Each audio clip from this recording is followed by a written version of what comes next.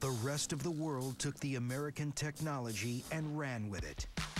The cell phone caught on much more quickly in parts of the world which were not as technologically developed as the United States. Japan beat the U.S. to the punch and installed the world's first cellular system in 1979.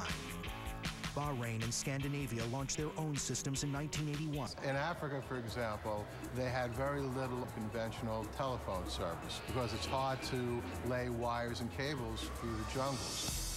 By 1981, almost 5% of Japan and Scandinavia had cell phones. Back in the U.S., the public was still waiting for service.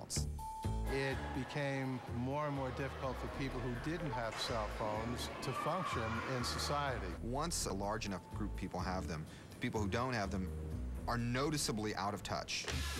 But it was an unexpected new market that really pushed cell phone use over the edge. Teenagers were the cutting edge of cell phone adoption in the United States. And once teens got a hold of cell phones, they weren't just for talking anymore. The cell phone has ushered in the age of the golden white lie. Gee, I didn't hear the cell phone ring. And mobile devices are becoming less about the phone and more about the device. People won't even be talking anymore about television, computers, and cell phones. They're all going to become the same thing. The main drive behind it all? Cash. The cell phone has been the most significant agent for change in human life since the alphabet.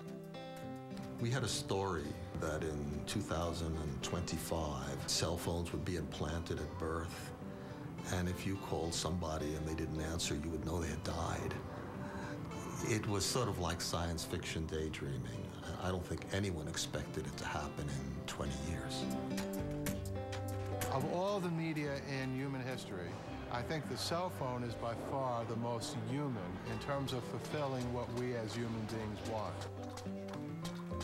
And people are going to look back in centuries and millennia to come and say that we here at the beginning of the 21st century really began to get it right as far as what we want in our communications.